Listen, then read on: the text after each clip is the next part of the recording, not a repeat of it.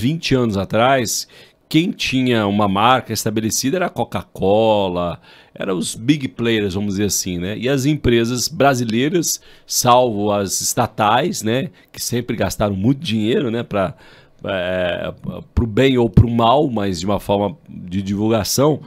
Mas as empresas, via de regra, não tinham essa compreensão. Tá correta essa leitura? Tá completamente correto, Edu. Primeiro que para as empresas de pequeno e médio porte era muito difícil destinar um capital para isso, né? Porque tinham poucos estúdios de marca no Brasil e os que tinham eram inacessíveis, né? E aí um outro ponto também é que 15, 20 anos atrás, a barreira de entrada era muito menor do que hoje. Hoje, todos os dias, novas empresas surgem. Então, você que está me vendo aqui, você com certeza tem pelo menos uns 10, 15 concorrentes diretos da sua empresa. E outros mais 10, 15 que você nem sabe. Exato. Isso dos que você sabe e do que você mapeou. 15, 20 anos atrás, não existia essa concorrência. Ou se existia, essa forma de se comunicar, que é mais fácil hoje em dia, não existia 20 anos atrás. Então, como que você se comunicava 20 anos atrás? Cara, você ia para os canais de rádio, de televisão, de jornal. E quem tinha dinheiro para isso? As grandes empresas. Custava caro, né? Custava muito caro. Ainda hoje, né? Ainda uma campanha de rádio é caríssimo. Exato. Televisão, né? A televisão perdeu uma força com relação à internet enorme, né? Mais democrático, mas ainda vamos dizer assim, caro pro médio e proibitivo pro pequeno, né? Exato. E aí o grande ponto a internet democratizou isso. Só que ao mesmo tempo que a internet democratiza que você seja visto, não necessariamente significa que você vai ser lembrado. E aqui está o ponto-chave de uma construção de marca. Porque nós vemos diversas empresas comunicando na internet, e aí vem não, eu vou investir em tráfego, eu vou investir em rede social, e você vai ser visto. Só que sem marca, você dificilmente vai ser lembrado.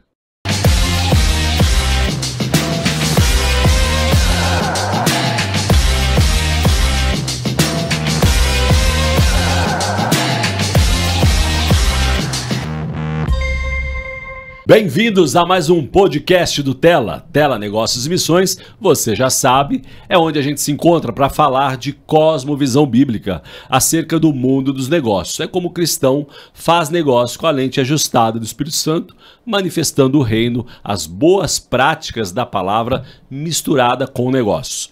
Vamos nessa?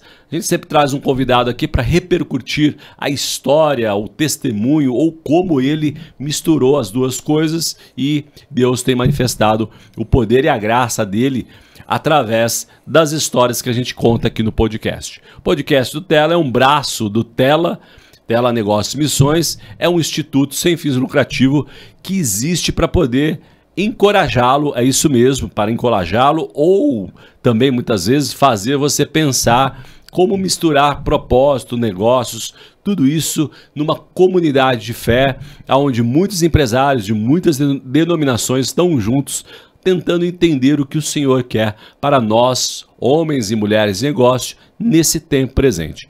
Cremos num grande avivamento, num poder, numa graça disponível para este tempo. Então nós te convidamos a ficar mais perto da gente, participar de um núcleo aí na sua cidade, procurar redetela.com.br e você poder ser capacitado e abençoado. Estamos lançando também um curso agora junto com a Universidade ou a Unievangélica. Vamos colocar aqui no descritivo do YouTube um curso sobre mordomia dos negócios. Então é uma espécie de uma especialização, né? Um pouco menor que o MBA, mas um conteúdo muito precioso, várias masterclass, onde você vai poder ter aula com o Stélio Tolda do Mercado Livre, Paulo Oliveira, vice-presidente da Bolsa de Valores, e outros tantos irmãos que misturam negócios e fé, e você vai sair poderosamente abençoado, inspirado para inspirar a muitos. É assim que funciona o reino de Deus, é assim que o discipulado tem que acontecer, de um para o outro, expandindo o reino. Antes de começar, quero aproveitar aí a sua generosidade, para você que já está conosco há mais tempo, e você que está chegando agora, ativa o sininho, curte, comente, compartilhe, alimente os algoritmos, é isso mesmo. para que eles possam levar o conteúdo e a história mais longe, como a história do Bruno Félix. Seja bem-vindo, Bruno. Obrigado, Edu. É um prazer estar aqui. Conhecer a Rede Tela foi algo que realmente gerou uma transformação grande na minha vida. Eu já acompanhava o podcast, já acompanhava vocês do lado de fora e agora é um prazer fazer parte aqui do lado de dentro. Muito bom. O Bruno vai dar um testemunho, né, Bruno? Um pouquinho daquilo que a Rede Tela impactou o seu negócio e ela está aí disponível. A gente também quer abençoar e provocar você. Mas antes de continuar aqui e seguir a sua história, deixa eu dar as devidas credenciais. Você é fundador da FX Studio, uma empresa de estratégia e posicionamento de marca. Então nós vamos falar bastante sobre posicionamento, tudo a ver com o reino, né? É verdade. Não, eu fiz uma brincadeira aqui num episódio anterior com um entrevistado, que ele dizia para mim que ele era o 007 de Cristo. Eu falei, meu irmão, isso não existe, né? E as empresas também não podem ser anônimas, né? Sobretudo com o digital hoje. Você precisa se posicionar, você precisa ter estratégias para poder não só, né, participar das mídias sociais, que é um pedaço bem pequeno, a gente vai discutir e a gente espera que o Bruno dê uma verdadeira masterclass aqui sobre posicionamento digital. Tenho certeza que muitas coisas aqui vai te fazer pensar e te abençoar. Antes de seguir, a coisa mais importante, que você é casado com a dona Juliana Félix e pai. Beijo pra você, meu amor. Muito bom, é isso aí. Apaixonado. Você é casado recentemente, Bruno? Não, já casei em 2016. Então a gente vai fazer 9 anos de casado. Aí, então, muito bom. Então é sempre bom, né? Alimentar essa paixão, esse amor. É verdade. Bom demais. Mas você recente é o seu filho, Bernardo. Exato, o meu novo grande amor da minha vida, né? É o Bernardo, que nasceu agora no início do ano. Acabou de fazer 5 meses. Então já tá dando pra dormir, já tá mais tranquilo. Olha, cara, eu tô dormindo mais do que eu imaginei que eu dormiria, pra te falar a verdade, sabe? O Bernardo é super tranquilo, então tem sido tranquilo mesmo. Então já tá na hora de fazer o segundo, né? A piada de sempre. Porque se o primeiro dormiu, o segundo tem uma grande chance de ouvi te dizer acordar, sobre isso. Tá dentro dos planos aí, mas mais pro ano que vem, né? Quando tiver com um ano e pouco. Eu sempre recomendo, Bruno, quando fui conselheiro de casais durante muitos anos, né? Além de conselheiro financeiro, eu sempre digo o seguinte: tem um filho próximo do outro, porque eles brincam juntos, né? Tem uma relação de irmãos. Quando a distância é muito grande, geralmente fala assim, eu preciso descansar, preciso dormir. Aí vai deixando para depois. Aí quando dá uma distância de 8, 9 anos, corre para fazer o segundo filho, mas eles praticamente não convivem, né? Então é uma perda. Então já bota para funcionar a máquina de novo com aí. Certeza. Crescer e multiplicai-vos. É o mandamento, né? Muito bom, muito bom. Bom, falando ainda dessa fase de criança, né? Indo um pouquinho mais para frente.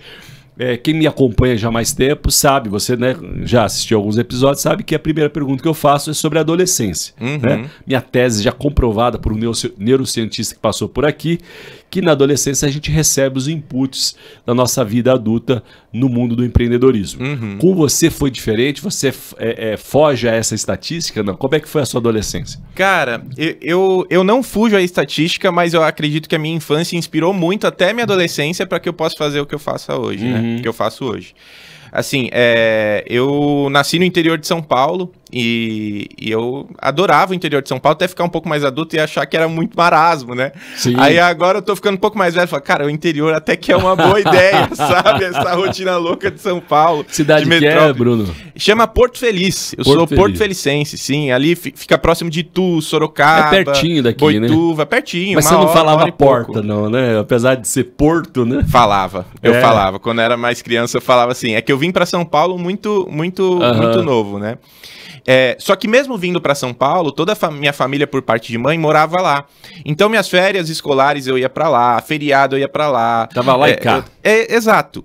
E meus tios eram marceneiros e tinha uma marcenaria do lado da casa da minha avó. Então, eu cresci dentro da marcenaria e eu fazia pegava eu e minha avó, a gente fazia juntos os próprios brinquedos. Então, sempre gostei desse processo criativo, desse processo manual.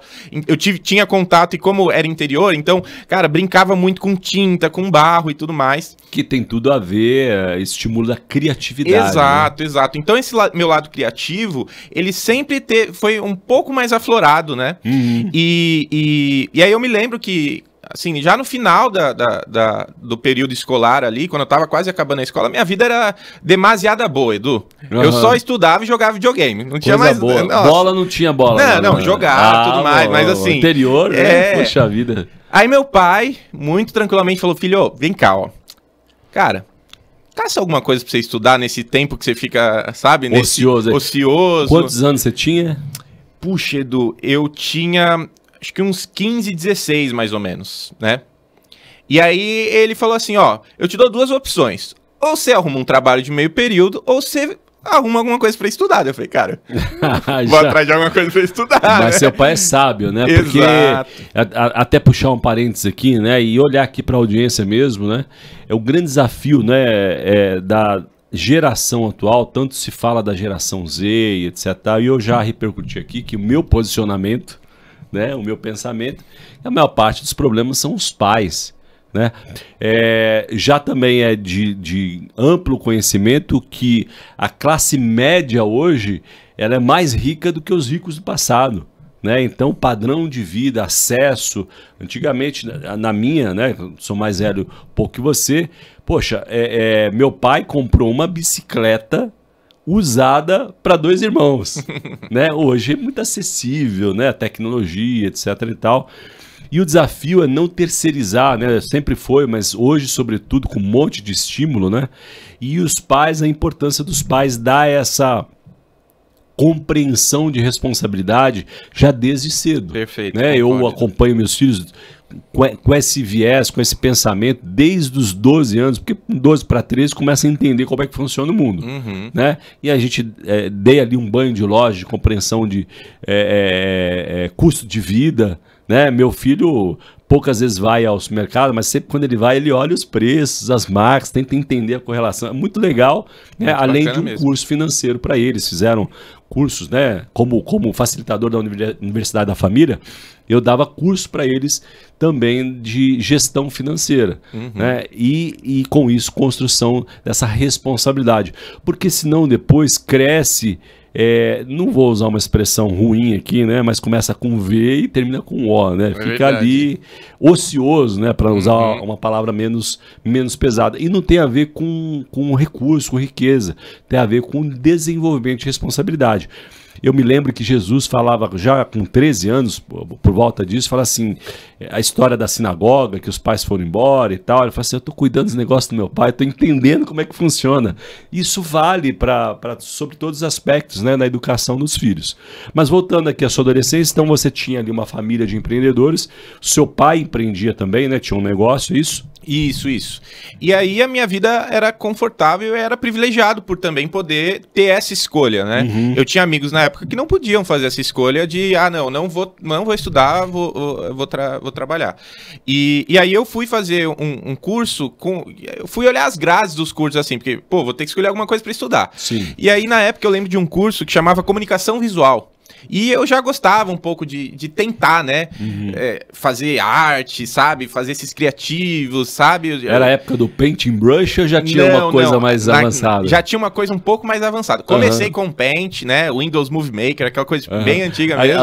Os mais novos não vão imaginar. Com a época de inteligência artificial, que você põe o prompt, ele cria um vídeo incrível. Exato. Né? Antigamente era tudo manual e as ferramentas eram bem arcaicas, né? Com exceção das ferramentas profissionais que custavam dezenas de milhares de reais. E eram coisas... Adobe há 15 anos atrás era inacessível. Inacessível. Então a gente tinha ferramentas que eram gratuitas e que eram minimamente parecidas, né? E aí eu lembro que eu fazia muitas artes assim, até brincadeiras, montagens com os amigos no antigo Picasa. Não sei se você se lembra. Lembro, sim, com certeza. E aí eu vi que nesse curso especificamente ensinava a fazer esse tipo de coisa. Cara, fotomontagem, manipulação, edição vetorial, né? Eu falei, cara, é algo que eu me agrado, né? E aí tinha um vestibular para passar, prestei vestibular, passei, e eu lembro que no primeiro dia de aula eu já me apaixonei, Edu. Eu me lembro até hoje dessa aula, e a gente chegou numa sala A primeira aula que nós tivemos era a aula de processos gráficos. Hoje em dia não tem mais na grade processo gráfico, porque meio que o mundo se digitalizou, Sim. né? E aí eu lembro, a gente entrou na sala, cara, e era uma coisa linda, porque a sala era uma sala parecida como essa, mas ela estava forrada completamente de papel craft. Uau! E aí, no meio da sala, tinha 4 latas de tinta. E aí a gente tinha que fazer ditados populares, usando só as palmas das mãos. Então eu não poderia usar o dedo para formar um desenho. Eu tinha que usar as palmas das mãos, a lateral das mãos para formar desenhos. Então lembro que o meu grupo, daí a gente sorteou qual seria o ditado, e eu lembro que meu grupo pegou o rato roeu a roupa do rei de Roma. Então a gente tinha que fazer um ratinho usando as mãos, uma roupa rasgada. E eu entrei aqui, eu falei, cara, que coisa incrível. E me apaixonei de imediato, né? E aí foram 2 anos de técnico, de tecnólogo. Aí depois do técnico já entrei na faculdade também. E aí isso me abriu as portas para começar a trabalhar dentro da igreja. Porque eu desde novo, né, ia pra igreja com os meus pais. Isso lá no interior ainda? Não, eu já tava aqui em São Paulo nessa nessa época. Paulo, tá. Sim, sim. Eu vim pra São Paulo com 7, 8 anos, mais ou menos. E aqui em São Paulo a gente ia pra igreja e tal, eu tocava, né, meu tio me deu aula de violão, então tocava na igreja, era envolvido com louvor, e eu sempre tive essa paixão, assim, por viajar, por fazer missões, né. Então você queria ser missionário? Então, eu queria ser missionário. Mas sim, tinha ali um conflito? Dá para ser missionário? Você já pensava em ter um negócio? Como é que era isso na sua cabeça? Eu não pensava em ter um negócio, e até essa escolha de profissão meio que foi assim, cara, é uma profissão que me dá flexibilidade para eu poder também atuar como missionário. Tanto que durante muitos anos, depois que eu me formei, eu comecei a trabalhar na igreja como designer, então eu era responsável por toda a parte de criação da igreja. E isso me dava tempo para também viajar fazendo missões. Então, eu me lembro. E às vezes a gente ia não era tão comum, mas a gente ficava em um hotel bacana. Cara, tinha piscina, tinha a parte de jogos lá, e eu não podia porque eu tava trabalhando, né? É claro que às vezes eu conseguia curtir. Aí pegava um aeroporto. Pô, eu lembro os meninos da banda, cara, capotado, dormindo no avião, e eu trabalhando, né? Fazendo... Então eu consegui... trabalhar, fazer freelas por fora, e essas viagens acabavam gerando relacionamentos que me geravam também oportunidades de negócio. Interessante. E você comentando aí sobre essa oportunidade que a igreja te deu, eu queria chamar a atenção, né, para eventualmente a gente tem pastores que são também empresários e empresários que lideram em parceria com pastores muitas igrejas. A importância da igreja ser uma espécie de uma incubadora de talentos. Com certeza. Não é?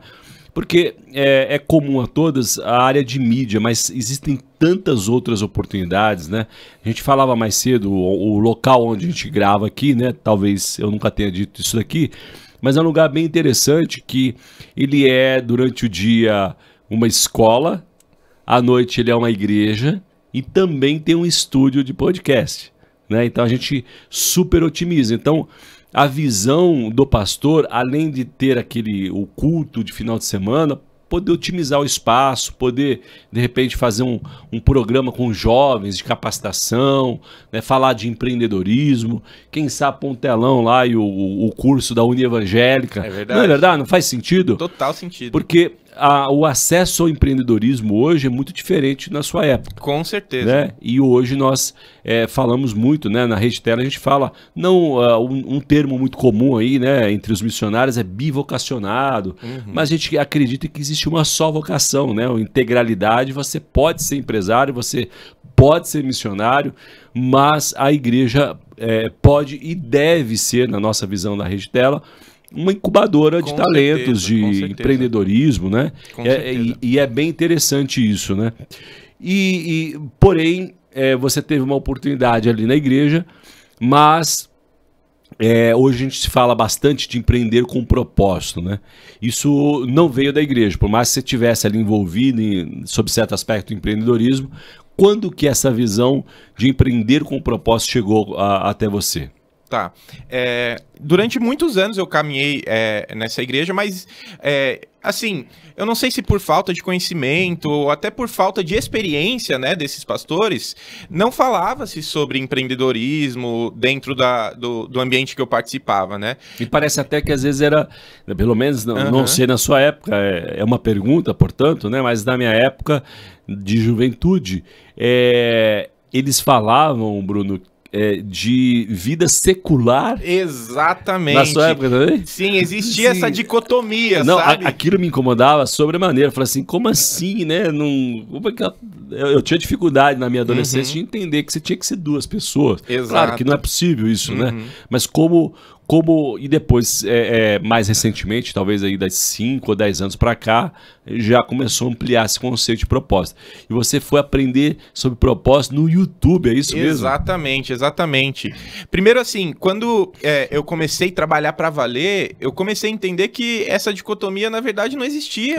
Eu poderia ela nem pode existir, exato, na verdade. Exato. E eu me lembro, eu sou muito grato na época, porque eu e minha esposa, na época, noiva, namorada, a gente caminhava com casais de amigos que eram mais velhos que nós, que já trabalhavam, que já eram do mercado e eram pessoas que inspiravam Jesus, Edu.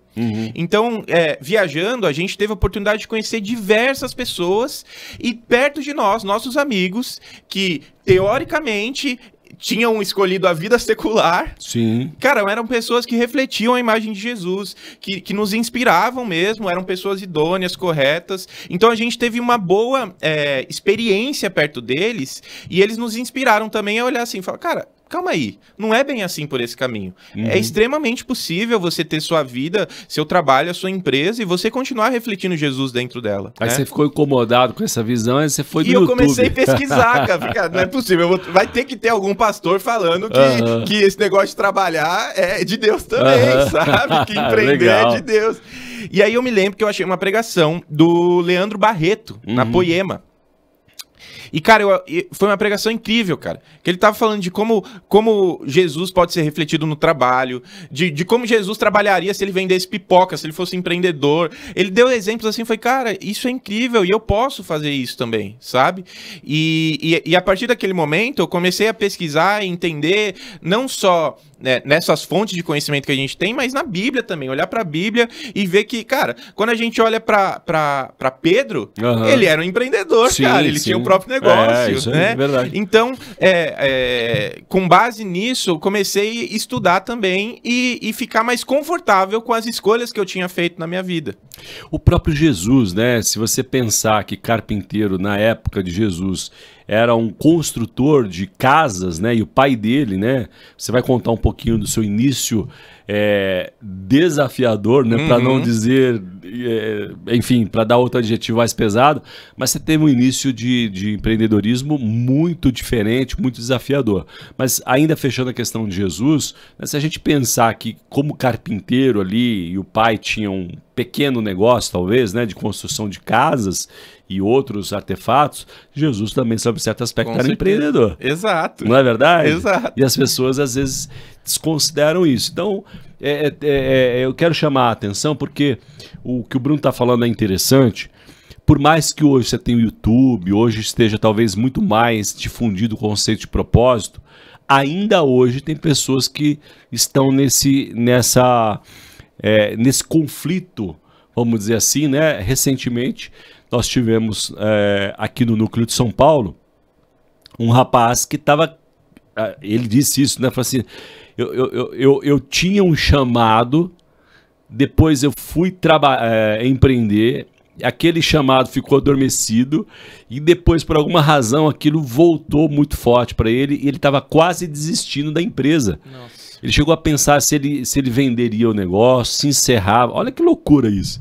E quando ele participou de uma reunião da Rede Tela, ele falou assim, cara, é possível fazer as duas coisas. É tão óbvio, né, Bruno? Mas se não houver quem diga isso, né, é a importância de andar junto, né? Você vai contar o testemunho dessa questão da comunidade, né? Você também é um cara de comunidades, mas a importância de estar junto, né? E é na união ou na unidade que também o Senhor derrama revelação, clareza, é verdade, né? Edu, é verdade. E você falando isso, eu lembro até de um termo que a gente falava assim, que era, meu chamado é maior que minha vida. Cara, tudo bem, só que você pode continuar tendo seu chamado, empreendendo, sendo diretor de uma empresa, no mercado, e continuar refletindo Jesus ali através do seu negócio. Seu chamado, não necessariamente precisa ser em cima de um púlpito, em cima de um altar, né? Sim, é verdade. E a gente diz também bastante na Rede Tela que a oportunidade de penetração na sociedade é muito maior de um empresário do que de um pastor. Com certeza. Não diminuindo, né? O pastor tem ali o seu lugar, né? A importância, mas o empresário ele entra em lugares onde o pastor talvez não seja tão bem-vindo, porque Exato. tem ali uma conotação de religião, etc. E quando você entra como empresário, eu gosto de dizer sempre o exemplo da China. Eu conheço um empresário que expandiu o negócio dele para a China para levar o evangelho, e os colaboradores dele estão aceitando Jesus como uma ponte na mesmo. empresa. Não é maravilhoso Incrível, isso? Incrível. Muito bom. Me conta então aí, conta para nossa audiência como é que foi o teu susto, né? Literalmente você começou a empreender por susto, né? Exato. Bom, eu já trabalhava na área, né? Viajava, só que eu fazia mais uns freelas, assim, não era um empreender propriamente, né? Só que aí teve um dia, eu me lembro até hoje, era uma terça-feira, e meu pai ele tinha uma empresa de transporte executivo.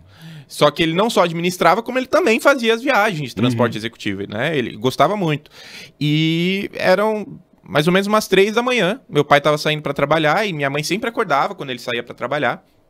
E aí ele sofre uma tentativa de assalto na frente de casa e ele toma um tiro na nuca, na frente da nossa casa. Meu Deus. E eu me lembro até hoje da cena da minha mãe abrindo a porta do meu quarto aos gritos, e foi a pior maneira de se acordar, porque minha mãe acordou gritando: filho, seu pai acabou de tomar um tiro, seu pai acabou de tomar um tiro. Jesus. Foi na frente de casa. Minha irmã também tinha, na época ela tinha 14 anos, então os primeiros socorros do meu pai, que tinha acabado de tomar um tiro na nuca na frente de casa, foi eu, minha mãe e minha irmã. E ele era o provedor de toda a fonte de renda? Provedor de toda a fonte de renda. E ele tinha uma empresa, né, como eu disse, de transporte executivo. E aí o meu pai, numa terça-feira, toma um tiro. Na quarta-feira, a agenda dele cai no meu colo para eu cuidar da empresa e dos motoristas, organizar a agenda, do caixa, de tudo. Jesus. De um dia para o outro. E assim, não existia um processo de sucessão, até porque eu ainda era muito jovem, eu estava indo para outro rumo. E o que eu tinha de experiência era de vez em quando que eu fazia umas viagens pro meu pai. Às vezes ele até pedia ajuda, ou às vezes mesmo pai, deixa eu fazer umas viagens aí, né, pra fazer um caixa e tudo mais. Meu pai, ele não me dava dinheiro, ele me dava as viagens pra eu poder trabalhar. Sim. Então eu entendia mais vendo de fora, mais uma visão superficial, mas como funcionava, organizar a agenda, falar com o cliente.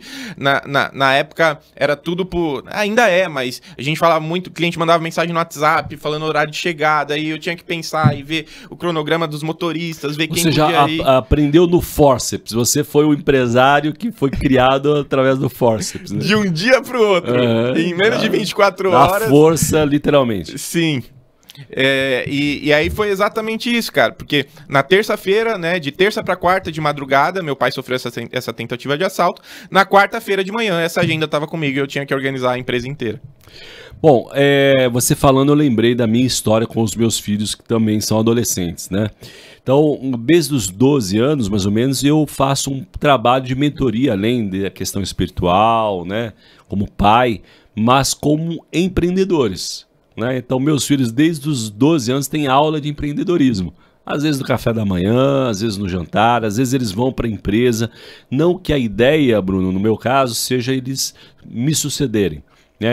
Nós cremos ali que cada um tem um chamado, uma área de influência que eles devem desenvolver e que provavelmente não tem uma relação direta com o negócio ou com os negócios do qual o Senhor me confia hoje, né, como mordomo, mas a importância deles entenderem. Então, o meu filho mais velho, que hoje está com 18 anos, ele, durante a pandemia, eu mentorei ele acerca de linguagem de programação ligado à inteligência artificial, né? É incrível, né? Um mundo completamente novo, etc e tal. E vale lembrar que boa parte dos empregos, né, ou das oportunidades nem existem ainda, né? É verdade. Para essa geração mais jovem, né? Mas tanto o menino como a menina, eu e minha esposa também, que é minha sócia, a gente sempre deu aula de empreendedorismo.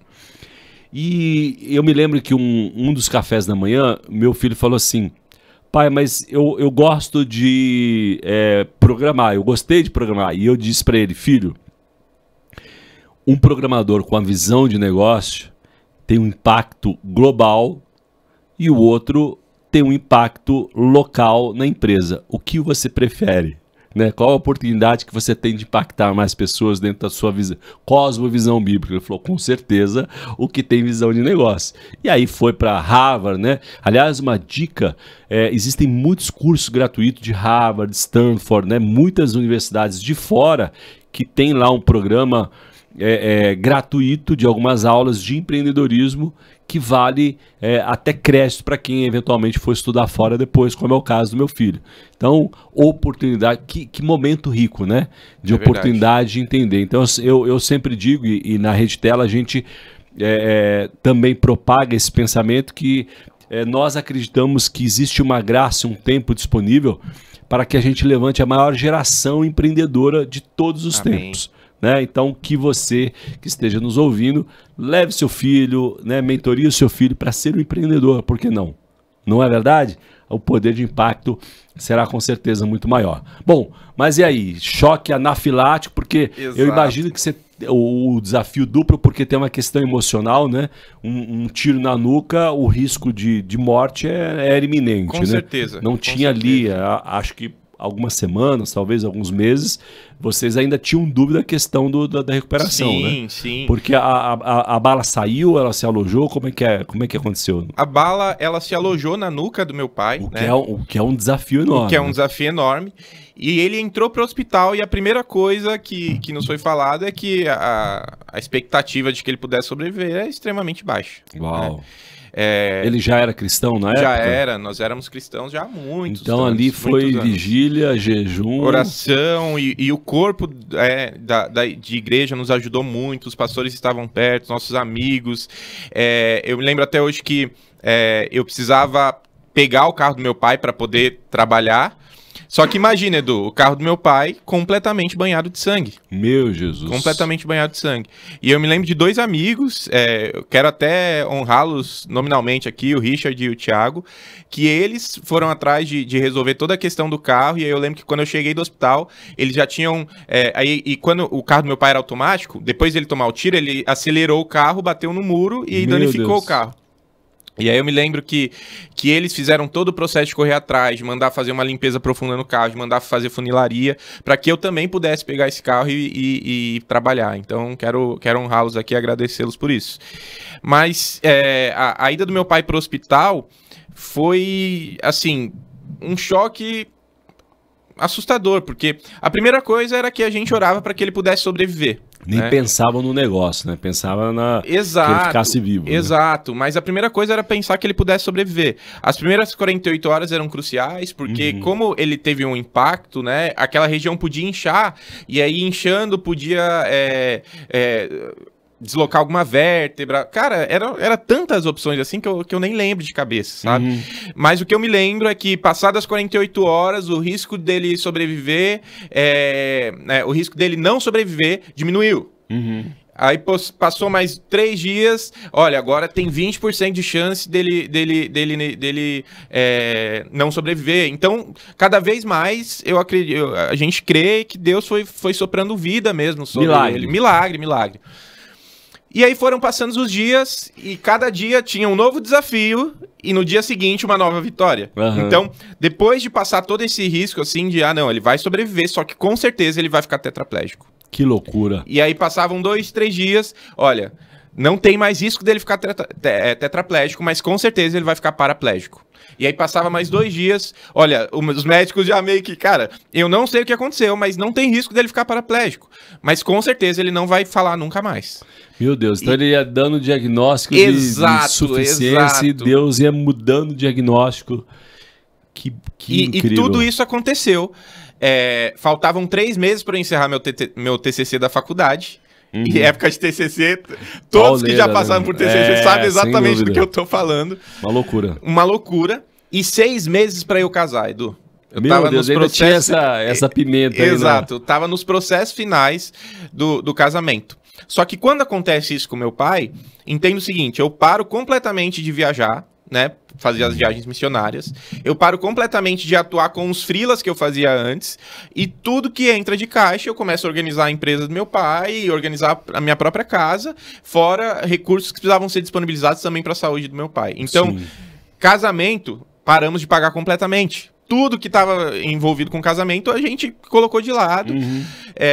E aí foi passando o tempo, meu pai foi melhorando, consegui apresentar o TCC. Graças a Deus eu estava num grupo bom da faculdade que conseguiu entender, me ajudou, entendeu o momento que eu estava. E conseguimos entregar o TCC, foi incrível, me formei. Meu pai foi melhorando cada vez mais, só que daí depois ficou na UTI durante, se eu não me engano, 2 meses, e aí depois de sair da UTI ele tava com uma infecção, e aí teve que ficar mais um tempo no hospital. No fim de tudo isso, hoje meu pai tá vivo. Aleluia. Ele não tem nenhuma sequela. Uau. E aí eu me lembro até hoje, que quando meu pai tava no quarto da UTI, não é comum, né? Mas eu virei pra ele e falei, pai, não é comum, mas você vai sair daqui e eu vou entrar com você e com a mãe no meu casamento. Olha e assim aqui. aconteceu, meu pai entrou andando no meu casamento.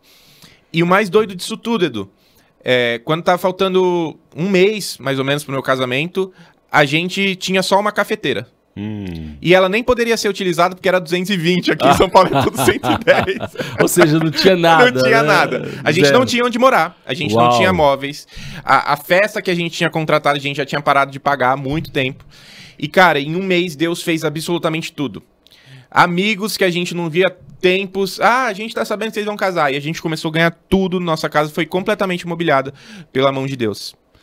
Que testemunho bacana, né? Pois Mas também eu imagino que Deus honrou a sua fé, da sua mãe ali naquele momento, do seu pai também, né? Com certeza. Da minha irmã também. Ela só tinha 14 anos. Imagina uma menina de 14 anos passando por tudo isso. Muito bom. E quando que chegou a FX Studio, a sua empresa de brand, de posicionamento de marca? Aliás, vamos desmistificar isso aqui, né? O que é brand, né? Tem gente que não gosta do inglês, né? Fala assim, pô, fica falando inglês, tem palavra correspondente. Mas quando é que chegou a FX na sua vida? Quando é que você falou assim, cara, agora é minha oportunidade de empreender? Você já tinha provavelmente a clareza do que fazer, né? Por conta das suas experiências criativas lá atrás. Mas qual foi o momento que você falou, agora aperta o cinto e vou acelerar? Eu já estava com essa ideia, né, em 2016, um pouco antes de acontecer o que aconteceu com meu pai, tanto que em 2016 eu abro o meu MEI propriamente, abro o meu CNPJ, só que essa ideia meio que teve que ser paralisada, né? Só que depois de casar, eu falei, cara, agora o buraco é mais embaixo. Agora eu preciso me virar e precisa ter mais recorrência desses trabalhos que antes não eram mais sazonais. Sim. E aí, depois do casamento, que daí sim, eu vou abrir a FX, né? Antigamente FX Design, né? Então, a gente trabalhava voltado mais para marketing digital 360, né? Então, de 2016 para 2017 foi quando, final de 2016, 2017 foi quando a gente começou esse processo. Foi bem difícil, né? Porque a gente ainda estava entendendo o mercado, estava entendendo como funcionava. 2018 foi quando começou a engrenar ali. E de 2018 até final de 2020, metade de 2021, aí nós éramos uma agência de marketing 360. Então a gente fazia de tudo, né? A pandemia aí ajudou um pouco. Ajudou demais. Então, foi favorável. 2019 a gente já tinha melhorado a nossa estrutura e 2020 foi muito favorável pra gente, né? Só que da mesma maneira que teve esse boom de demanda sobre o nosso trabalho, também teve um boom de demanda de pessoas entregando esse tipo de demanda. Concorrência, você fala. Concorrência, exatamente. E a gente percebeu que a gente estava perdendo tração no mercado. Não pela qualidade do nosso trabalho, porque o nosso trabalho sempre foi muito bom, sempre foi excelente. Mas nós não tínhamos um posicionamento bom. E aí que entra uma pivotagem que nós fizemos no final de 2021, início de 2022, nós deixamos de ser uma agência de marketing 360 e começamos a atuar só com a construção de identidades visuais. Então a gente trabalhava só com a construção visual de marcas. Isso é um pedaço, né, Bruno? É um pequeno pedaço. Porque, aliás, né, já entrando aqui na seara para entregar valor aqui para vocês serem abençoados, entender a importância de ter uma estratégia de posicionamento junto com uma marca, né? E a marca, já entrando aqui dentro do conceito, não é só o nome da empresa, não é só um logo, mas essa questão de identidade visual é um pedaço, e é muito comum que as pessoas confundam brand, né, posicionamento de marca, com identidade visual. Exato. Comenta um pouquinho quais são as diferenças e por que as pessoas cometem tanto esse erro que é importante a identidade visual, mas está muito distante de um posicionamento de marca, né? Da construção de uma marca. Né? Exato. O ser humano ele tem por mania tentar simplificar as coisas para gerar compreensão. Então, o cérebro, né? Ele quer economizar energia. Quer economizar energia, então ele vai enxugando até chegar em um mínimo ali, sabe? E normalmente compreende-se que branding, que marca, é o seu logotipo, mas não, eu já quero desmistificar isso e desconstruir completamente. Boa. O logotipo é uma pequena etapa de todo esse processo. E a identidade visual também, né? Dentro de marca, a gente tem uma infinidade, né, de construção de marca, a gente tem uma infinidade de ferramentas para poder ter uma marca poderosa de mercado. E até esse termo branding propriamente, no nosso mercado, não entende ele como ele tem que ser. Porque primeiro que entende-se só como estética, e estética, o visual propriamente, é só design. Entende? Então, portanto, a gente poderia dizer que é um pilar importantíssimo, mas não é o todo. Quais seriam os outros pilares que você destacaria aí dessa estratégia mais abrangente? Bom, primeiro é entender que branding propriamente é um processo de gestão contínuo de marca. Não é um projeto de início, meio e fim. Ou seja, entende? Começa, mas não tem fim. Exato, porque você vai fazer a continuidade da marca ali para que ela comunique de maneira eficaz nos canais que ela deve comunicar. Mas, se eu pudesse resumir para vocês o que é a construção de marca, a gente precisa olhar para a estratégia de posicionamento de marca. Quando a gente fala de posicionamento, a gente olha para uma estratégia da maneira com que eu quero ser visto, mas não só da maneira como eu vou me posicionar, mas principalmente a maneira que eu sou percebido no mercado. Então entenda o seguinte, marca, se eu pudesse resumir, eu diria que marca é reputação, Edu. E quando você tem uma estratégia de construção em cima dessa marca, você escolhe a reputação que você vai ter no mercado. Quando você não tem a estratégia sobre isso, você não tem o poder da caneta. Então, a reputação que vai ser colocada sobre sua marca, a maneira como ela vai ser compreendida no mercado, você não tem controle sobre isso. E para o empreendedor, isso é extremamente arriscado. Por que hoje é tão importante? Porque quando a gente pensa, não tão longe, né? Mas certamente se você for estudar a história desse processo todo, mas se a gente pensar 20 anos atrás, quem tinha uma marca estabelecida era a Coca-Cola, eram os big players, vamos dizer assim, né? E as empresas brasileiras, salvo as estatais, né, que sempre gastaram muito dinheiro, né, para o bem ou para o mal, mas de uma forma de divulgação, mas as empresas via de regra, não tinham essa compreensão. Tá correta essa leitura? Tá completamente correto, Edu. Primeiro que para as empresas de pequeno e médio porte, era muito difícil destinar um capital para isso, né? Porque tinham poucos estúdios de marca no Brasil e os que tinham eram inacessíveis, né? E aí um outro ponto também é que 15, 20 anos atrás, a barreira de entrada era muito menor do que hoje. Hoje, todos os dias, novas empresas surgem. Então, você que está me vendo aqui, você com certeza tem pelo menos uns 10, 15 concorrentes diretos da sua empresa. E outros mais 10, 15 que você nem sabe. Exato. Isso dos que você sabe e do que você mapeou. 15, 20 anos atrás, não existia essa concorrência. Ou se existia, essa forma de se comunicar, que é mais fácil hoje em dia, não existia 20 anos atrás. Então, como que você se comunicava 20 anos atrás? Cara, você ia para os canais de rádio, de televisão, de jornal, e quem tinha dinheiro para isso? As grandes empresas. Custava caro, né? Custava muito caro. Ainda hoje, né? Ainda uma campanha de rádio é caríssimo. Exato. Televisão, né? A televisão perdeu uma força com relação à internet enorme, né? Mais democrático, mas ainda vamos dizer assim, caro pro médio e proibitivo pro pequeno. Né? Exato. E aí o grande ponto a internet democratizou isso. Só que ao mesmo tempo que a internet democratiza que você seja visto, não necessariamente significa que você vai ser lembrado. E aqui está o ponto-chave de uma construção de marca. Porque nós vemos diversas empresas comunicando na internet, e aí vem não, eu vou investir em tráfego, eu vou investir em rede social, e você vai ser visto. Só que sem marca, você dificilmente vai ser lembrado. E você está dizendo uma coisa interessante, porque as redes sociais é quase onipresente, né? Não tem como não estar. E aí, definir a estratégia é extremamente importante, porque você tem estratégias onde o dono da empresa é a marca. E tem outras que desenvolvem mesmo o conceito de marca do negócio ou eventualmente do produto. Mas, entrando numa outra pergunta aqui, qual é, na sua opinião, o maior erro que as pessoas cometem, né? E já misturando aqui com o assunto de redes sociais, porque muitas pessoas acham que rede social já é desenvolvimento de marca. É também, mas é um pedaço ainda pequeno, né? Com certeza, sim. Eu acredito que o maior erro é você ter um produto bom, ter um serviço bom, ou seja, você desenvolveu, você estudou, você teve uma estratégia para refinar aquele produto, aquele serviço. E o maior erro é você não construir uma marca em volta dele. Por quê? Porque, e eu falo até por experiência, né? Eu posso compartilhar uma experiência aqui? Claro.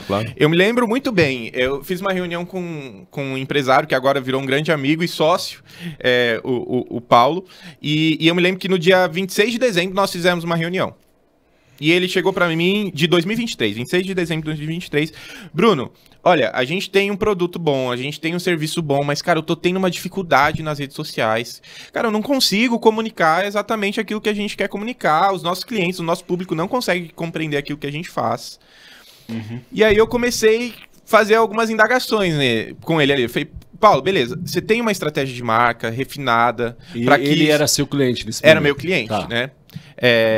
Conversando para ser um possível cliente. Você tem uma estratégia de marca refinada para que você possa direcionar o time de marketing? E aí ele falou assim, Bruno, cara, eu tenho isso aqui. Ele mandou um manual, eu falei, Paulo, isso daqui não é um manual de estratégia de marca. Isso daqui é um guia visual, entende? Eu vou perguntar de novo, você tem marca? Dele, cara, como assim? Aí eu comecei a mostrar como que desenvolvi uma estratégia de marca, refinamento de público-alvo, posicionamento, aumento de percepção de valor, todas as ferramentas que estão dentro de um processo de desenvolvimento de marca. Sabe? Construção de uma mensagem clara, de uma narrativa coerente a respeito de produto e serviço, um posicionamento único que vai diferenciar ali no mercado. Ele olhou pra mim e falou, Bruno, cara, eu não sabia que eu precisava de marca até saber que eu precisava de marca.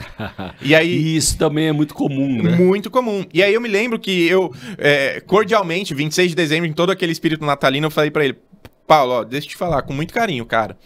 O problema não é a agência de marketing, o problema é você. Porque ele falou, eu tenho na minha mente essa estratégia. Eu falei, cara, eu não conheço nenhuma agência de marketing que leia a mente. Por enquanto não existe. Então, e aí tem mais. Eu não sou mais uma agência de marketing, mas se eu fosse, eu não aceitaria trabalhar com você. Porque daqui um ano, 23 de dezembro de 2024, você muito provavelmente contrataria outro no meu lugar. Sim. Você vai continuar pulando de agência para agência enquanto você não refinar com quem que você quer falar, o que você quer falar e refinar o seu produto, o seu serviço para ter diferencial de mercado. É muito comum nas reuniões mesmo de mentoria que a gente tem na Rede Tela, é uma oportunidade de ouvir, né, de viva voz, mas também já é amplamente difundido. Existem pessoas ganhando muito dinheiro vendendo isso, né? Essa mudança de conceito. As pessoas que reclamam, que eu quero dizer, Bruno, as pessoas normalmente que reclamam, elas ancoram a reclamação ou a queixa no preço, né?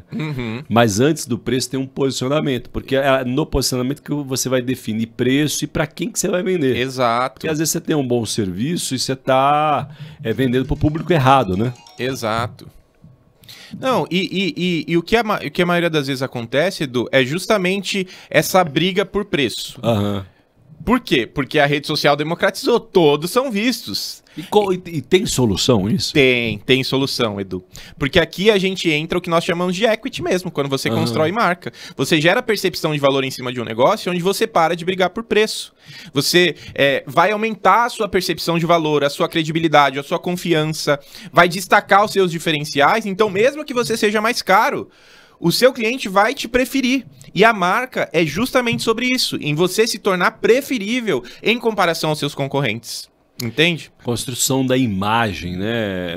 É também sobre isso, né? Porque como essa questão da percepção, ela é posicionamento intencional e como ele é percebido. Como ele é visto, exatamente. Ciência isso, né? Porque ciência. Às vezes a pessoa fala assim, poxa, mas como eu vou saber como as pessoas me percebem? Existe uma metodologia para isso. Existe, e a gente ajuda nesse processo. E aí, falando até um pouco mais sobre esse case que nós temos, né, do Paulo, e aí eu lembro que ele entendeu que a gente ofertava, a gente não falou de preço na hora, e ele falou assim, Bruno, eu vou conversar com os meus outros 2 sócios, ano que vem a gente volta a falar. E tudo bem, Edu, ano que vem era depois de 5 dias, a gente tava no dia 26 de dezembro, né? Tipo, semana que vem. Né? Exato, ele me liga no dia seguinte. 27 de dezembro. Bruno, conversei com os meus sócios, vamos fazer o projeto de marca. Como que funciona isso? E aí eu lembro que expliquei para ele como que funcionava o processo, e o mês todo de janeiro ali a gente trabalhou, teve que encurtar um pouco o prazo, porque eles iam para uma feira em Las Vegas e eles queriam ter a marca pronta. Beleza, colocamos a marca no mercado e durante esse processo estratégico, entenda que o nosso processo ele não é um processo de execução. Ou seja, a gente não vai sentar numa mesa para que você, empreendedor, fale o que a gente tem que fazer. Certo. Porque um braço de execução no Senão mercado... não é consultoria, né? Exato, um braço de execução, eu te garanto, meu amigo, você vai custar muito, muito menos. Entende? Dúvida. Nós somos um braço de direcionamento. Então nós sentamos na mesa para direcionar. Olha, Edu, o melhor caminho é esse, a gente estudou, vai por esse caminho aqui, a gente está olhando essa oportunidade, essa. E com esse case, né, da Nantes, o que a gente olhou? Eles tinham vários produtos e serviços que eles ofertavam para o mercado, puramente como produtos e serviços dentro de uma única empresa. E a gente estruturou o que nós chamamos de arquitetura de marca para eles. Mais especificamente, a arquitetura de marca monolítica. Uma arquitetura de marca, eu vou dar um exemplo aqui para você e você vai entender muito bem. A gente tem o Itaú, aqui em cima, que é uma holding. E abaixo do Itaú, a gente tem uma segmentação de marcas para falar com públicos diferentes. E a marca Itaú endossa esses produtos e essas marcas. Então, dentro do Itaú, nós temos Itaú Uniclass, que vai falar com um tipo de público, Itaú Personalité, que vai falar com outro tipo de público, Itaú Private, que vai falar com outro tipo de público, Itaú BBA, que vai falar... Então, isso é uma arquitetura de marca. E com a Nantes, nós fizemos essa mesma estruturação. Então, nós pegamos produtos e serviços que eles ofertavam para o mercado e estruturamos dentro de uma arquitetura de marca. Então, internamente, os processos deles continuaram os mesmos. Só que, externamente, o posicionamento, a maneira como eles começaram os serviços mudou completamente. E 1 mês e meio depois desse projeto de marca estar no ar, o Paulo me liga, e ele é cristão também. Ô Bruno, tô te ligando para te contar um feedback, um testemunho. Eu não posso falar a empresa aqui, mas eles estavam há meses negociando com uma grande montadora do Brasil. Eles trabalham com consultoria de financiamento automotivo para frotas, né, veiculares. Ele, Bruno, a gente estava negociando com eles fazia meses e meses mesmo, uma multinacional mesmo. E, cara, a gente acabou de fechar um contrato milionário com eles, porque eles viram o nosso posicionamento da parte de mobility, que é a de aluguel de veículos. Ou seja, fez toda a diferença, uma imagem construída. Toda né? a diferença. É óbvio que ele tinha que ter capacidade, né? Capacitação técnica para entregar. Mas, de novo, né? Ele poderia seguir o caminho de achar que é caro uma consultoria, ficar chorando na questão do preço e se posicionou da forma mais estratégica correta. Eu imagino, Bruno, estou tentando ler a mente aqui de algumas pessoas que estão nos assistindo ou nos ouvindo. Imagino que a gente tenha variados, né, tamanhos de empresário. O pequeno deve estar falando assim, eu vou para outro podcast, porque esse papo de marketing é muito mais que marketing, né? De branding, né? Nem sei falar brand, ou esse negócio de construção de marca, é caro. Mas eu acho que é importante dizer que também é um erro de compreensão, porque a construção de marca é importante para o pequeno também, né? Com certeza, Edu, com certeza. O processo de construção estratégico de marca, ele não só refina a sua marca, como ele refina o seu modelo de negócio. Ele refina e ele modula o seu negócio. Se o consultor também, né, de marca, de posicionamento, ele é bom. Exato, né? exato. E aí a importância de entender, eu costumo dizer, né, desculpa te interromper, mas segura aí a resposta. Hoje no YouTube qualquer assunto está lá. Exato. Né? Então eu sempre recomendo, quando tem a oportunidade de mentorear ou mesmo de aconselhar de uma forma objetiva algum empresário, eu digo sempre o seguinte: vá no YouTube e saiba como pedir ou como procurar ou como resolver o seu problema. não delegue de forma sumária, porque às vezes você vai terceirizar ou delegar para um prestador de serviço e o problema muitas vezes é de comunicação.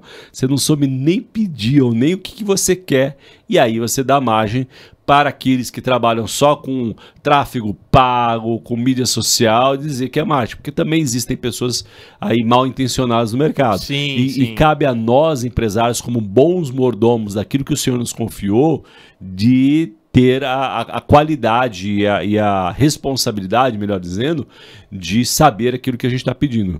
Faz sentido isso? Faz total sentido, faz total sentido. E ter essa compreensão é justamente com base nela em que você vai ter, primeiro, conhecimento para buscar um bom profissional e um filtro para saber se ele realmente é um bom profissional, entende? Desde de cases que ele tem, até resultados que ele já gerou, cobre isso. Se você for falar com uma agência de marketing, com alguém que faz marca, peça para ver resultados. Sim, boa. Resultados. Do seu nicho. E também faça 3 cotações. Eu sempre recomendo. Exato. Uma boa prática. Importante né? também. Mesmo que um dos fornecedores seja cristão, e a gente estimula baseado em Gálatas, né? Primeiros domésticos da fé, mas se você não tem outros orçamentos, você não tem nem como negociar. Fala, poxa, o outro está me entregando isso, você pode considerar isso? Não? O que é isso? Qual que é o seu ponto de vista? Então, mordomia também é saber comprar o serviço. É verdade, é verdade. Muito bom. Vou colocar aqui fazer uma provocação para você aqui. Quando a gente pensa em Jesus, citei mais cedo que é uma referência de empreendedorismo, né? É inegável, né, que a marca ou o posicionamento de Jesus deu muito certo. Com certeza. Né? Você consegue enxergar aí dentro do processo de Jesus, da construção, do discipulado, de tudo que ele construiu e que hoje, né, consegue criar uma percepção onde toda a sociedade, do mais pobre ao mais rico, percebe valor. Estou aqui fazendo um trocadilho, né? Nem sei se é possível isso, mas você consegue enxergar algumas boas práticas do brand, de posicionamento de marca no desenvolvimento do Ministério de Jesus? Com certeza, com certeza. Primeiro de tudo, o Jesus, eu acredito que ele foi a maior marca que já existiu. Se eu pudesse... Continua sendo, Continua né? sendo e vai com continuar todo sendo respeito, perpetuamente. né? A gente não quer ser aqui desrespeitoso, Exato. né? Não quer, eventualmente, aí, se você entende de uma forma que o nome de Jesus não pode ser colocado de uma forma leviana, não é esse o nosso objetivo, mas é extrair aqui para conectar com o propósito, né? Com aquilo, a importância que a marca e a percepção e a intencionalidade produz resultados. Se tinha um cara que foi intencional, foi Jesus, né? Totalmente. Todos os momentos possíveis que a Bíblia relata e possivelmente nos que a Bíblia não relata também, mas deve ter sido um cara que 24/7 era intencional em tudo que fazia, né? Exatamente. E isso diz muito respeito à construção de marca, à intencionalidade, né? Total. Primeiro que Jesus, ele tinha um total controle sobre a narrativa dele. Ele sabia exatamente o que ele ia falar, com quem ele ia falar. E com quem ele não precisava falar. Ele não ia jogar pérola aos porcos. Sim. Entende? Então, esse controle de narrativa, gente, é um público-alvo. É um refinamento de público-alvo. Ele sabia com quem ele tinha que falar. Eu vou falar com o Edu, porque o Edu vai espalhar a minha mensagem. E aí tem outra coisa também que volta para isso, a questão de legado. Gente, Jesus, a gente tá falando de 2000 anos atrás e o legado dele continua se perpetuando ao longo de todos esses anos. E vai perpetuar para sempre e sempre. Amém? Amém, amém. Embarque nessa que é o melhor posicionamento de todos, né? Falando ainda de posicionamento aí dentro da seara cristã, vamos colocar assim, né? Com todo respeito. Recentemente, aí nas 2 últimas semanas, tem uma polêmica aí, que eu nem vou citar aqui o nome da igreja, para exatamente não parecer aí hater ou repercutir, mas eu queria uma análise sua como profissional da área de brand, de posicionamento, né? Até que ponto a igreja pode se valer disso, né? Porque a igreja ou a comunidade, nem sei como chamar, em questão, né? Quem tá mais conectado com as redes sociais sabe de que eu tô falando, então não preciso aqui, né, nem para o objetivo não é denigrir, mas é ouvir a tua análise crítica de um profissional da área, né? A pergunta então, né, objetiva é: tem limite levar o brand para dentro da igreja? Porque a igreja em questão nem chama igreja, nem quer se chamar igreja, né? Então, nenhuma menção de igreja, nenhuma menção de culto, mudou para palavras em inglês, né? Não que a palavra em inglês seja o problema, mas ela me parece que intencionalmente ela está construindo ou desconstruindo o conceito de igreja milenar para criar um outro conceito de comunidade que eu nem sei qual é o nome, né? Mas para não parecer crítico, vou deixar você responder. Tem limite para levar dentro Olha, essa é minha opinião e minha opinião somente, tá? Eu acredito que tenha limite sim, Edu. É claro que cada vez mais as igrejas estão entendendo a importância de trazer uma construção de marca e um branding para dentro. Isso é muito importante, porque esse processo estratégico vai te ajudar a refinar ministérios, então vai te ajudar a estruturar braços, vai te trazer uma estrutura até administrativa mesmo, que grandes corporações e grandes empresas fazem. Então isso ajuda um processo de gestão como um todo dentro da igreja. Mas eu acredito que tenha limite sim, porque senão a gente acaba descaracterizando e desconstruindo uma visão que ainda precisa ser passada. Então, eu sou uma marca... Ou seja, a igreja é igreja. Exato, eu sou uma marca, culto sim, continua mas sendo eu culto. ainda sou uma igreja. Eu sou uma marca, sim, mas eu ainda tenho cultos, entende? É claro que você pode utilizar de expressões em inglês. A gente mesmo, dentro da igreja que eu congrego, a gente tem várias expressões em inglês, né? Mas a gente ainda é uma church, ainda é uma igreja, entendeu? Mudou o idioma, mas continua sendo igreja. Continua sendo igreja, a gente continua chamando culto de culto, porque senão a gente começa a tentar mudar uma narrativa que Jesus mesmo trouxe, que está pautada na Bíblia, e que para agradar ou para tentar trazer uma comunicação com um público que às vezes nem quer ouvir falar de Jesus. A gente vai mudar o nome de Jesus para o grande Salvador, nunca mais fala Jesus o nome, ele é um grande Salvador, beleza. Mas cara, né? O cara, vamos chamar ele de o cara agora, porque fica mais bonito. Né? O bro, não, Jesus é Jesus. Cara, você precisa manter o olhar dentro da palavra. É claro que a gente pode olhar para grandes corporações e eu acredito que a igreja tem muito a aprender com o processo de gestão de grandes empresas, né? Mas eu acredito que existem limites. Essa é a minha opinião e minha opinião somente. Ah, sem dúvida. Não, o objetivo desse podcast não é criar polêmica, né? A polêmica já está posta aí, mas eu fico pensando, Bruno, né? E aí, de novo, né? Nenhuma crítica, porque eu não participei de nenhum culto, né?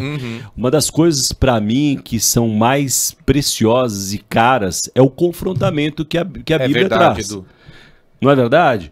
Evangelho sem confronto é qualquer outra coisa, é autoajuda, sei lá como você queira dar o nome.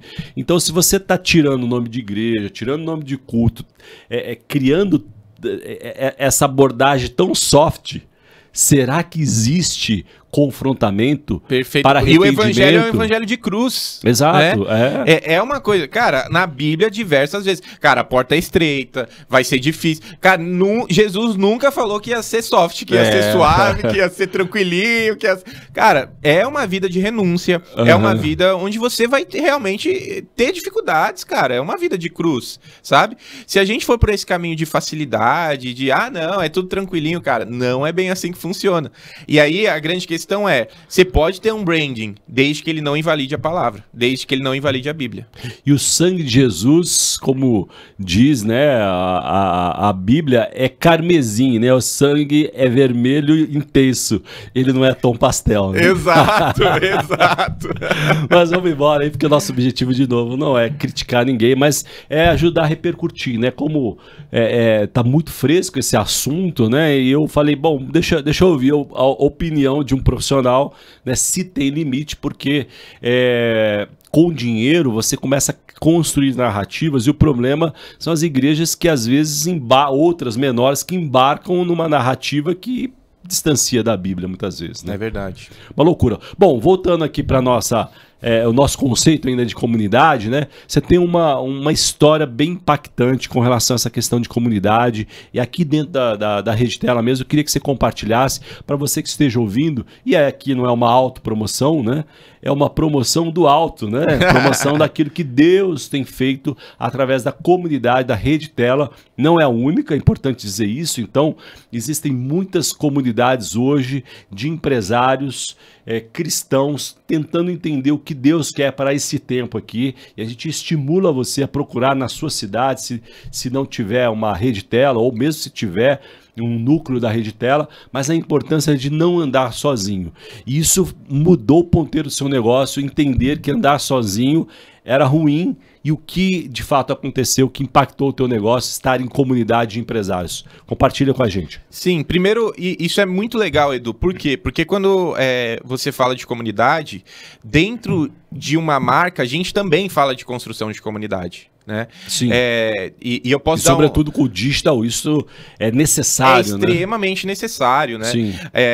Eu sei que para os mais saudosistas, sim, os mais antigos, a gente pensa em comunidade, a gente pensa no Orkut. Você lembra do famigerado Orkut? Claro. Mas, cara, sabia que existe até uma verdade nas comunidades do Orkut? Por quê? Porque era um senso coletivo de pensamentos iguais ali dentro da comunidade. Ou de coisas que a gente gostava em conjunto. Ah, eu amo café. Ou de coisas que a gente odiava em conjunto. Eu odeio acordar cedo. Né? Então, tinham esse senso de todos estarem juntos ali. E olha só, a gente tem aqui até cases de marcas que entraram no mercado e construíram uma comunidade poderosa, mesmo em mercados que já eram dominados por grandes players. Como o Nubank. Uhum. E o que o Nubank veio para poder brigar contra bancos que, e se eu não me engano, hoje o Nubank, Edu, é a quarta ou a quinta marca mais valiosa do Brasil. Uau! Enorme, né? Enorme. Uma marca que nasceu em 2013. De posicionamento, né? Fruto de posicionamento. De um antiposicionamento que os bancos tinham, ela foi... Exato. O Nubank era antítese aos bancos. Uhum. Então, enquanto os bancos falavam de taxa, falavam de você pagar anuidade, complicavam o atendimento, vai na agência, o Nubank foi do lado oposto disso. O que ele trouxe? Um inimigo em comum. Uhum. Então, esse exemplo que eu trouxe do Orkut de comunidade faz sentido para a construção de comunidade. Porque você pode ter movimentos que são parecidos, como coisas que a gente ama ou coisas que você abomina, né? O Nubank, por exemplo, foi pelo caminho de ser a antítese dos grandes bancos. Uhum. E não à toa que um banco que nasceu em 2013 está abocanhando uma fatia que era dominada por grandes players e está incomodando esses grandes players. Uhum. Entende? Então a comunidade diz muito a respeito disso, de um pensamento coletivo, de pessoas que são singulares e que pensam na pluralidade, mas que têm um senso em conjunto a respeito de uma marca, a respeito de uma ideia, né? Nós fizemos uma estratégia dessa para o C2B. Uhum. Eu não sei quantos aqui conhecem o C2B. C2B foi o nosso estúdio, em parceria com uma amiga, a Débora, que nós fizemos na época. A gente uniu parcerias para desenvolver esse projeto. E o C2B é literalmente uma sigla, né? Um trocadilho de B2B, B2C, só que C2B é Christ to Business, ou seja, Cristo para os negócios. Como Cristo agiria? Qual seria a mentalidade de Cristo se o meu fornecedor me pedisse meia nota? Qual seria a mentalidade de Cristo se o meu cliente falasse que ele vai fechar comigo, ele vai assinar, né? Se eu pagar alguma coisa por fora para ele? O que Cristo faria? E aí, quando nós construímos, né, a marca do C2B, não só todo esse desdobramento de estratégia que a gente vê hoje, mas principalmente a construção de comunidade, desse senso em comum de pessoas que querem estar juntos, que querem falar de negócios, que querem falar de Jesus e querem entender como Cristo agiria para o mundo dos negócios. E foi através do C2B e através do meu amigo, pastor Roberto, que eu conheci também a Rede Tela. E eu acho, se eu não me engano, foi em 2022, né, Edu, que a gente teve junto. Acredito que sim. As primeiras vezes. E aí eu comecei a frequentar as reuniões, porque era uma coisa que me agradava. De novo, comunidade. O que eu queria ouvir? Eu queria ouvir da Bíblia e dos negócios, de pessoas que pudessem falar isso de maneira conjunta, conectada, sabe? Conectada, sem ter essa separação.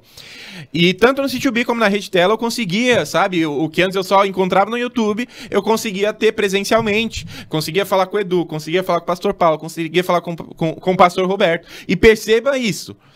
Pastor Roberto, Pastor Paulo, que também são CEOs, executivos, diretores de empresas. Homens de negócio. Homens de negócio. E uma coisa não anulava a outra. Sim. Eu ia para a empresa do Roberto falar sobre negócio e eu me referia a ele como pastor. Entende? Então ele não deixava de ser pastor dentro do negócio dele. Ele não deixa de ser pastor dentro do negócio dele. E eu fui inspirado por essas pessoas. Não só a ver como Jesus pode ser refletido completamente em tudo aquilo que a gente faz, independente do que você faz, se você trabalha formalmente, se você é CLT, independente disso, você pode refletir Jesus. E eu também fui inspirado a entender mais sobre negócios, a refinar o que eu entregava como negócio como um todo. E aí eu me lembro, até hoje, uma reunião de Hot Seat da Rede Tela. E nessa reunião de Hot Seat, eu já estava passando, né? A gente já tinha feito essa segunda pivotagem de, inicialmente, deixar de ser agência de marketing, começar a trabalhar com identidade visual. E nessa outra pivotagem, a gente estava indo mais afinco de trabalhar com estratégia de marca. E aí eu me lembro, em uma reunião de Hot Seat, eu sentei lá e falei, eu trabalho com branding, mas o nosso calcanhar de Aquiles hoje em dia é atender clientes que não têm uma percepção de valor sobre o que é branding. Não têm uma percepção de valor sobre o que realmente é marca, sobre construção de marca. E aí eu me lembro, né? A gente tá falando que o evangelho é para confrontar, essas reuniões de Hot Seats também são para confrontar. É verdade, como confronta. E como confronta. E eu me lembro de eu não lembro quem falou, Edu, mas eu lembro que isso... Foi o Espírito Santo, né? O resultado foi positivo? Extremamente então positivo. Então foi alguém inspirado pelo Espírito Santo. Que uma pessoa virou para mim e falou assim, Bruno, eu entendo o que você faz, mas talvez a dificuldade sua não seja que o seu cliente não entende o que você faz, seja no seu posicionamento. Ou seja, você precisa melhorar o seu branding, cara, a sua marca. Muito bom. Você tá vendendo marca sem ter marca. Legal. E aí eu lembro que eu fui indagado, cara, quais são os seus cases, entendeu? E o que eu falei aqui, quais resultados você já conseguiu gerar? Aí eu saí de lá, não só com esse confronto, mas com esse desafio. Eu falei, cara, agora o bicho vai pegar. Muito bom, muito bom. Eu vou atrás de levantar os cases, levantar resultados. E se eu não tiver um case tão palpável, a gente vai construir esse case. E eu vou melhorar o posicionamento do meu estúdio. Nem que eu, né, e que nós, os que trabalham com a gente, precisem educar os empresários, cara. E aí foi quando eu comecei a dar algumas palestras também. Boa. Então, nas palestras, eu vou lá para ensinar sobre o que é marca pro empresário. E eu começo a palestra falando que marca não é logotipo. Porque todo mundo entende. Eu tenho, olha só aqui, ó, minha marca aqui no meu copo. Falando, não, cara, isso é um pedacinho pequeno, entende?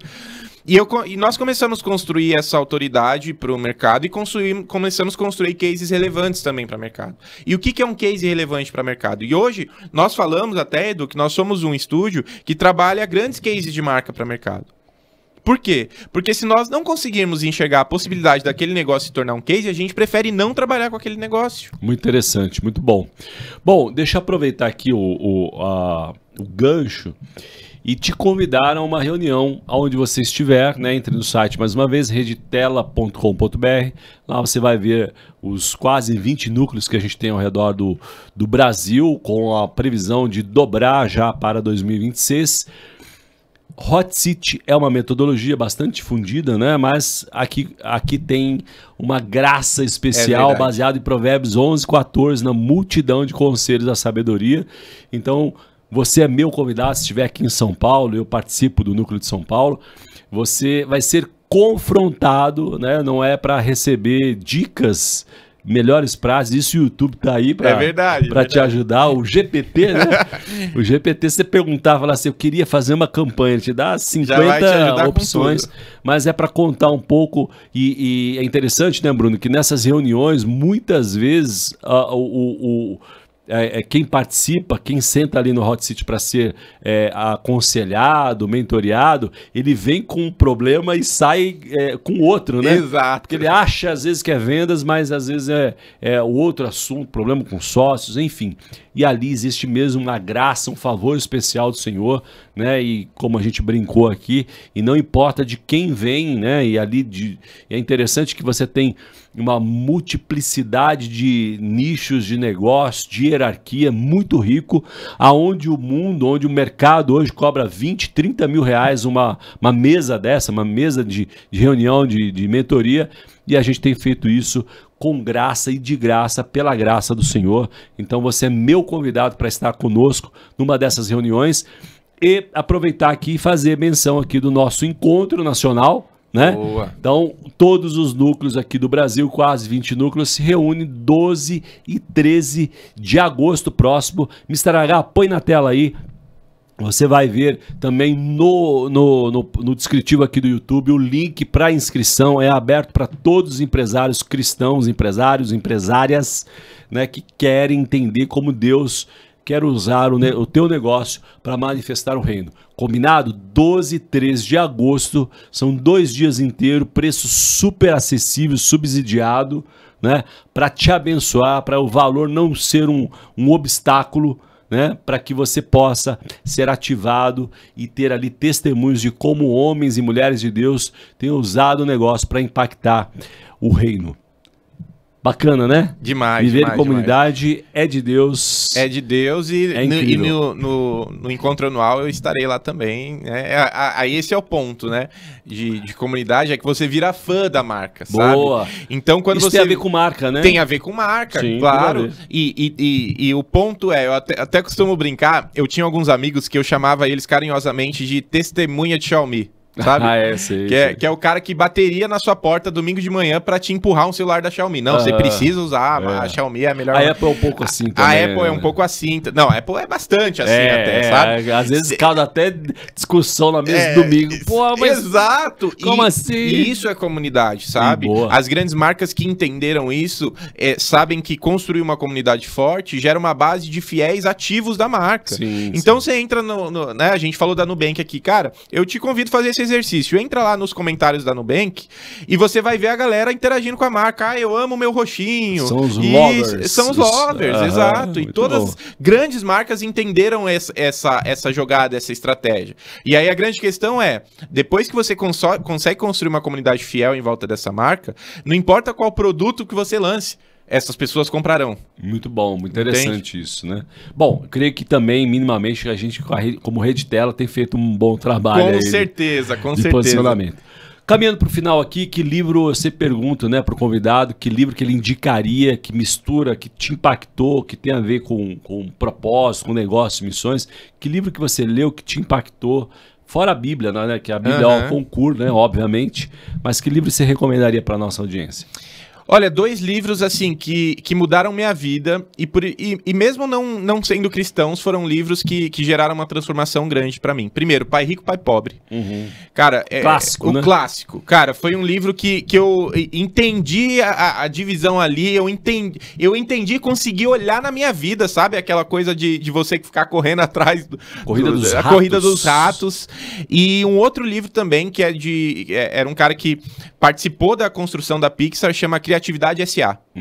Porque, como nós trabalhamos com criatividade, foi um livro que conseguiu abrir minha mente, assim, pro trabalho que é mediano e pro trabalho realmente que é disruptivo, pro trabalho que vai além. Você lembra do autor, não?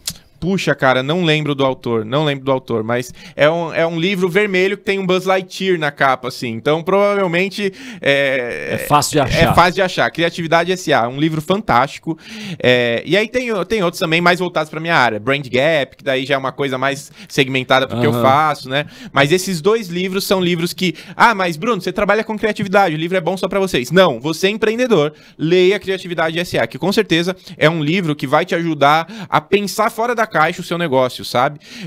E pensar caminhos diferentes, né? Ele fala um pouco sobre o Toy Story, por exemplo, que quando o Toy Story foi vendida a ideia pra Disney, a Disney queria colocar um musical dentro do Toy Story. Puxa na sua cabeça aí. Todos os filmes da Disney tem uma musiquinha de fundo. Sim, verdade. Toy Story não é um filme totalmente musical, entende? Claro que tem uma música ou outra, mas não é um filme completamente musical. E eles bateram na mesa, não, cara, esse é o caminho, e foi o boom gigantesco, não só da Pixar, como a Disney, em um momento que estava complicado as coisas. Então, é um livro que conta, né, as histórias e também fala sobre se posicionar. E posicionamento é defender a sua ideia também, sobre aquilo que você acredita, e para poder chegar onde você quer chegar. Muito bom. Tenho ainda sobre Pixar, tem um irmão nosso em Cristo, não sei se você sabe disso, que um dos caras lá que liderava a Pixar, eu me lembro do primeiro nome dele, que chama Andrew, ele é cristão. Nossa, cara. Verdade. E é um bom exemplo de alguém que, muito provavelmente, ele deve ter sido um dos caras que se posicionou para manter a essência, né, do que ali inicialmente foi a Pixar, né? Uhum. Então, e tem eu li um artigo já faz bastante tempo, mas hoje aí com a inteligência artificial você tem certamente bastante conteúdo, né? Então busca aí a história de Andrew da Pixar, você vai ver que testemunho de fé, de mordomia e de posicionamento. Por que não? Né? Bom, para quem chegou até aqui, ouviu toda a sua história defendendo sobre brand, que não é para pequeno, que é importante se posicionar, que conselho final você daria ainda para o empresário que não entendeu, né? E aqui a gente não busca fazer uma divulgação dos negócios, a gente quer, como disse, né? Pode consultar, aqui embaixo vai aparecer, me estragar o arroba aqui da FX Studio, mas nós queremos, sobretudo, que você melhore o seu negócio. Porque melhorando o seu negócio, você vai melhorar o seu impacto, vai ter mais dinheiro, mais receita, mais recurso financeiro, vai abençoar mais a sua igreja, vai gerar mais recursos para famílias. É sobre isso. Amém, né? É verdade. Então, longe de vender aqui, não é o nosso objetivo. Eu sei, né, alguns empresários que passam por aqui, às vezes dão um testemunho e falam, puxa, recebi um contato. O objetivo não é esse, é abençoar de graça, né? Mas o conselho é seu. Tá. Olhando para sua câmera aqui, ó. Olha, primeiro, meu irmão, minha irmã, eu quero te dizer que o principal interessado em que você seja abençoado e próspero é Deus, cara. Deus tem muito interesse em que sua empresa seja próspera, em que seja frutífera, para que você possa escorrer e transbordar. É bíblico isso. Para que você possa transbordar no reino, investir em pessoas, investir nos seus colaboradores. Vai ter desafio. Vai ter desafio. Vai ter aflição. Vai ter aflição. A jornada não vai ser tão pastel. Exatamente. Né? Eu não tô te falando que vai ser fácil, tá? Mas você vai conseguir realmente curtir a jornada e vai poder transbordar, e Deus tem muito interesse em que os filhos dele se prosperem para que possa realmente transbordar, abençoar vidas, investir na igreja, investir em missões, sabe? Então, às vezes você não é um missionário propriamente, como eu fui e como eu contei aqui, mas você pode investir na vida de um missionário através dos seus recursos, através do seu negócio. E para você que ainda tem dúvidas sobre marca, eu quero te falar algo. Aproveite enquanto é tempo. Por quê? Porque o empresário brasileiro, o empreendedor brasileiro, ele ainda não entendeu o potencial de marca para o mercado. Ele não entendeu o potencial de marca para o mercado. Por isso que o nosso mercado, ele prefere marcas importadas. Uhum. Ele prefere marcas internacionais. Porque a galera lá de fora já entendeu e investe pesado nisso. E eu digo mais. Invista enquanto é tempo, porque o seu concorrente pode ser que entenda antes de você e invista antes de você. E aí, pode ser que seja tarde demais. Entende? E aí, eu até dei o exemplo, né, dos livros que nós lemos e tudo mais. E se eu não me engano, no Pai Rico, Pai Pobre, ele fala do Mar Vermelho, Mar Azul e tudo mais. A marca, ela limpa o Mar Vermelho para você. Uhum. Então, se você tá no Mar Vermelho, você tá afogando em preço, brigando por preço, a concorrência tá te apertando, a marca te coloca em um local onde o seu concorrente não te espreme mais. E onde você se torna preferível no mercado. Boa. Posicione-se. Não é isso? Posicione-se, com certeza. Bruno Félix, última pergunta aqui. Passou super rápido, né? O nosso papo aqui. Verdade. Bruno Félix, qual o seu sonho grande? Cara, o meu sonho grande é poder dar uma vida mais tranquila para minha família, né?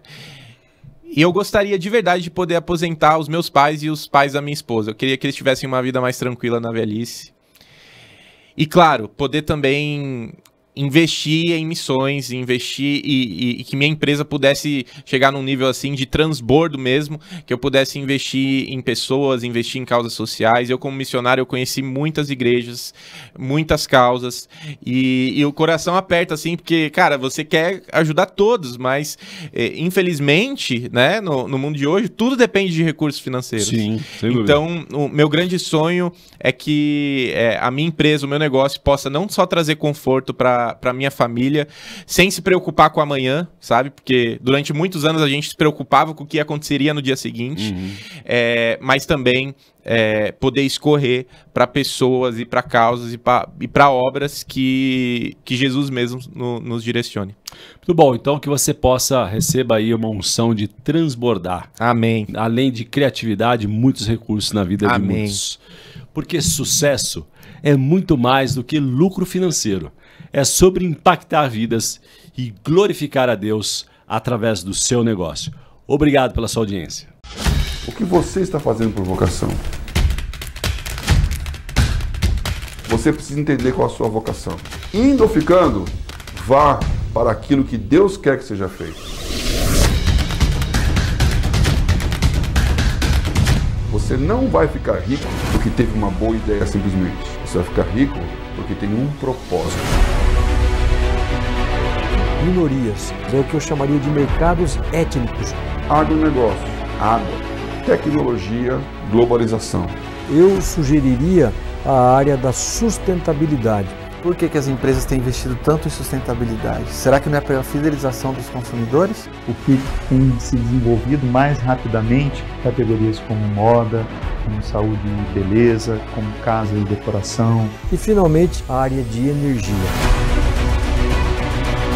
Nós estamos diante de um cenário em que a gente tem as mudanças culturais e tecnológicas muito importantes. Essa mudança de cenário tem desafiado a igreja a ter conhecimentos específicos e saber utilizar essas ferramentas para a glória de Deus. O Tela Masterclass é, para mim, exemplar nesse sentido.